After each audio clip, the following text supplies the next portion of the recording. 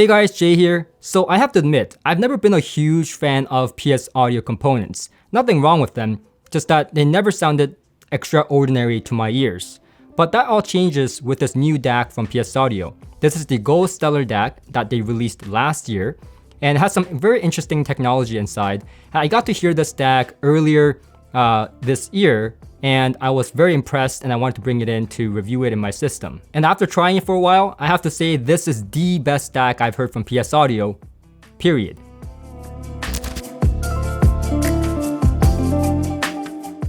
So like I said, this DAC has some interesting technology inside. So PS Audio's big thing with this DAC is that it has 8 DACs, 4 DACs in parallel per channel, which is quite a bit of a claim. And if you open up the DAC, you don't actually see 4 DAC chips per channel. Instead, you find this one powerful chip, the ESS9038 Pro. So how is PS Audio claiming 4 DACs per channel exactly? Well, this DAC chip is an 8-channel DAC chip. So 4 channels per side, and they parallel that, so they separate the channels and then parallel it. So that's technically 4 DACs per channel.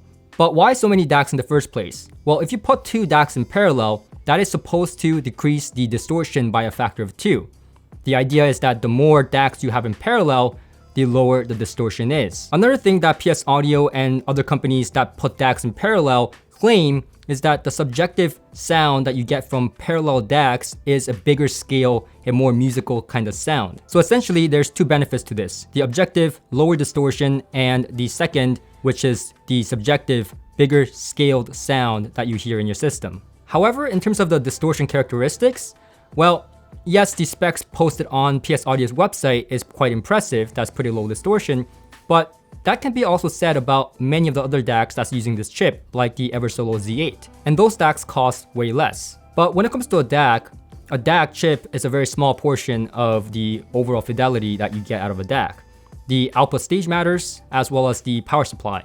And that's where the PS Audio stands out, because most of these other DACs are using op-amp, while PS Audio is using a JFET BJT hybrid fully balanced discrete output stage with high slew rate and low feedback, designed by none other than Darren Myers, who happens to be a very competent designer, by the way, and now he works for Parasound. But he's the one that designed this while he was at PS Audio. And of course, the other thing that matters in a DAC is the power supply. This DAC doesn't have just one power supply, but many power supplies that's linear regulated power supplies. And it's a pretty minimalistic circuitry, but when you look at it, you might think, wow, that's pretty empty, but that's a good thing. It's a very short signal path, and everything is done right on that board. So that's a good thing. Remember, sometimes less is more. It does come with 7 different filters so that you can change the sonic signature slightly depending on your system. But in my experience, I didn't really care for it because it didn't make that much of a difference in my system, and I just stuck with the first one since the first one sounded the most normal to my ears. There's also a feature that I really like, that you can adjust the left and right channel separately so that you can balance it out. So if you don't have the speakers set up perfectly symmetrical, and let's say you have an opening on the right side and you get less volume from the right side, then you can actually adjust that so that the phantom center is directly coming from the middle. I think that's a neat trick, and a lot of receivers in the past had that. PS Audio included here. Aside from that, you get this little small screen in the front that allows you to check what's going on with the DAC, including the sampling rate. But aside from that, there's not many features on this DAC. It's a pretty simplistic DAC, but the UI system going through the settings and the menus is a bit of a hassle. It's very outdated in my opinion. And compare that to something like the Eversolo. I mean, the Eversolo is heaps amounts more convenient to use, while the PS Audio seems outdated and just not something that I enjoy using. But you do get a remote, and a full-size remote at that. So that's a good thing because a lot of DACs don't come with a remote. This one does. And remember the filter settings, the 7 filter settings I told you about? You can actually change that on the remote, which is pretty neat. Some other DACs in the past that I had that didn't have a remote, this was a hassle because then you have to go into the menu settings of the DAC to physically change the filters. Here, you can just use the remote. Now, when it comes to a DAC, the digital input selection is pretty important. Here, you get plethora of input options from USB to coax, optical, and of course, because it's PS Audio, you get 2 I2S. So basically, you have everything you need to connect to literally any device. You can connect the TV through optical, you can connect CD players to the coax, of course, streamers through USB or through the I2S. Of course, computers can also be connected as well. So, plethora of options, and it's all set and ready to go. In terms of the analog outputs, you have XLR because this is a fully balanced DAC, but you also get a set of RCA as well. Now, another particular great thing about this DAC that I really loved is that it can be used as a preamplifier as well. So you can use the XLR and the RCA outputs, the analog outputs that we talked about earlier, and use it the same way to power a solo amplifier if you're using the internal preamplifier of the Gold Stellar. So it's either use the fixed output of the Gold Stellar and use it as just a DAC to a integrated amplifier that has a volume control, or you can use the internal preamplifier of the Gold Stellar and power a solo amplifier that doesn't have a volume control. But either way, you would be using the same XLR or RCA outputs. The only thing that changes is that you have to go into the menu and make sure that you enable variable output if you're using the preamplifier of this DAC. Now, in terms of the sound quality of this DAC, I really love this DAC. This DAC sounds phenomenal to me. Now, if you remember the house sound of PS Audio, which not everyone is impressed by, it's like a warmish sound that never gets bright. It's easy to listen to, has full body bass, and the mid-range is pretty balanced, but again, nothing special, not much nuance in the audiophile qualities that some audiophiles look for, like detail and, sound stage and stuff like that. But overall, a very safe sound and something that a lot of people gravitated towards. Now, with the Gold Stellar, it's slightly different, and in my personal opinion, in a good way. Because I used to work at a high-end dealership that used to sell high-ticket items, so I got to hear a lot of the PS Audio components, especially the Perfect Wave series. And to me, while I have not heard the new generation of the Perfect Wave series, the Gold Stellar that I have right now sounds heaps amounts better to me than the previous generation of the Perfect Wave series. So, better how?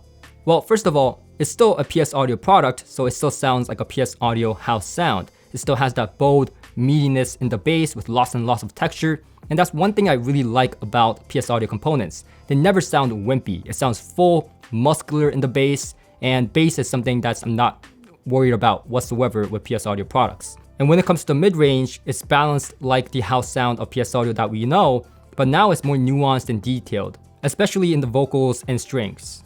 And I think this is where it kind of deviates away slightly from the house sound of PS Audio, because while I liked the mid-range and the balanced mid-range of the PS Audio's original house sound, now with the Gold Stellar, I find that it's more nuanced, more detailed, and especially on those attack and decay structures of guitar strings and vocals, it's a little bit more edge and a little bit more definition around the vocals, and the separation seems to be better to my ears because of that. Don't get me wrong, it's still soft and easy to listen to even at cranking volumes, and it doesn't get bright, but whereas before I found the house sound of PS Audio to be a little bit dull in the mid-range, a little bit boring, and the nuances and the attack and decay was masked by the overall meatiness of the mid-range, now the meatiness is still there, but it seems cleaner and more crisp around the edges of the instruments, and the separation is better, allowing me to hear more into the music with those nuances and details coming at me much better than before. Now granted, people that are after detail and nuance as their primary goal in their sound is probably not going to be still impressed with the mid-range of the Gold Stellar,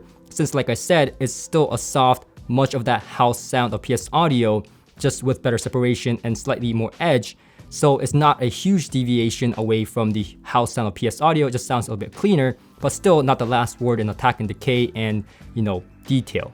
But for me, I particularly enjoy the bold, meatiness, full-sounding mid-range that this DAC provides, and compared to before, it's more refined and, like I said, more detailed and nuanced, and to me, that's a sound that I would take every day compared to more leaner sounding sound that is more distinctive in its imaging capability.